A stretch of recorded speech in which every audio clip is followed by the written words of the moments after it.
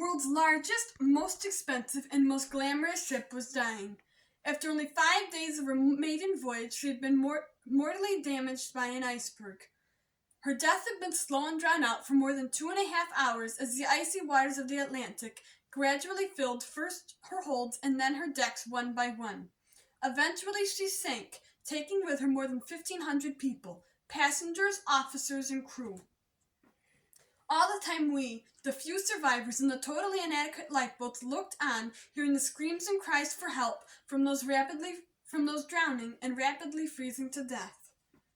Everybody felt numb, not just from the cold, but more from the traumatic experience we had all just undergone. Only a short time before, we had been passengers or crew on the world's newest and most luxurious ocean liner. Now, only a few hundred of us remained, expecting some fresh disaster to engulf us as we sobbed over the loss of relations, friends, and possessions. Our small lifeboats floated aimlessly with nowhere to go, bobbing about like ducks on a lake, but this was no lake, and the whole thing was horrifyingly real. This is Eva Hart's personal account of the sinking of RMS Titanic from 11:40 p.m. on April 14, 1912 to 2:20 a.m. the next morning. From her autobiography, Girl Aboard the Titanic. Eva was just 7 years old in 1912. But when her autobiography was written in 1994, she could still clearly visualize exactly what had occurred that fateful trip. Eva and her mother were 2 out of 705 survivors, out of a total of 2,214 passengers and crew aboard. Sadly, Eva's father became 1 out of the 1,503 passengers and crew to not survive. The wreck of Titanic sat untouched, peacefully and quietly, for over 73 years, until the location of it was discovered by an oceanographer named Robert Ballard in 1985. It is unclear exactly how others found out the location of Titanic, since he didn't want to disclose it to anyone. The reason for him not wanting to disclose it was because both he and the survivors just somehow knew that if it got out, the area would be crawling with scavengers, salvagers, and gravediggers. Unfortunately, somehow the location did get out, and Robert Ballard and the survivors were right. In 1986, President Ronald Reagan signed the RMS Titanic Maritime Memorial Act of 1986, which designated research use of the Titanic and appropriate salvage. However, many treasure seekers since 1987 have taken horrible advantage of this, stealing over 6,000 artifacts, including personal belongings of the passengers, like shoes, clothing, hats, suitcases, jewelry, and eyeglasses. The first of these expeditions was launched by IFREMER, an acronym for the French Research Institute for the Exploitation of the Sea.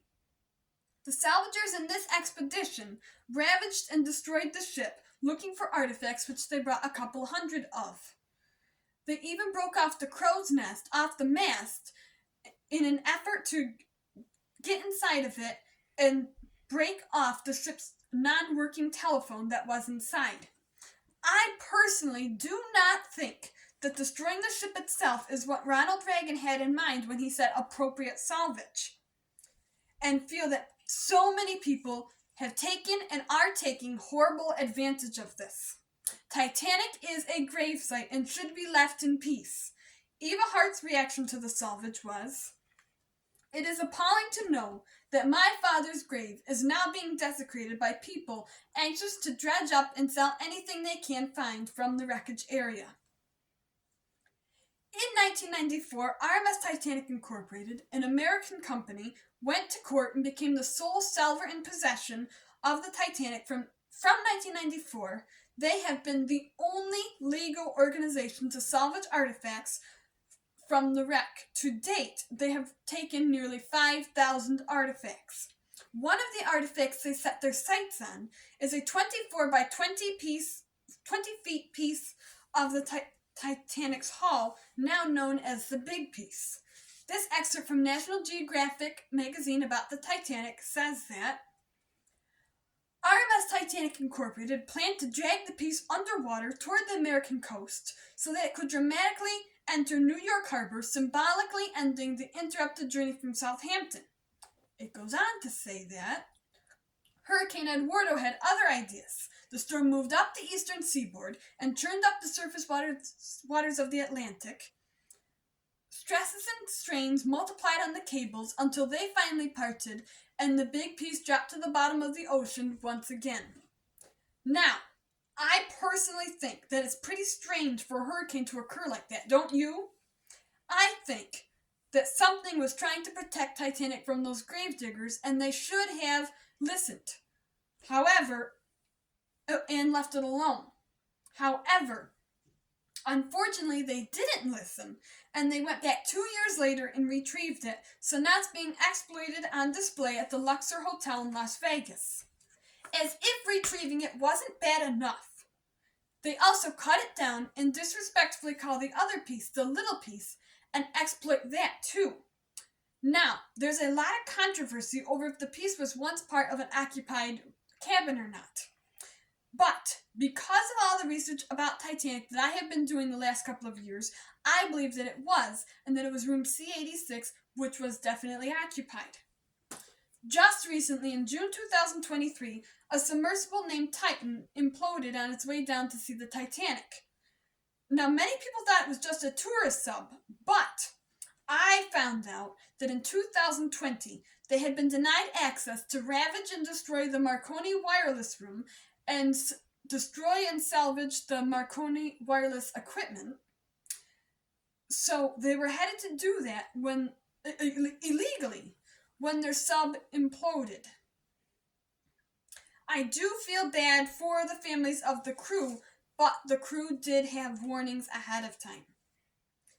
Now, please understand that I love history and I do realize the importance of preserving history, but I feel that over 6,000 plus artifacts are enough now and that no more need to be brought up.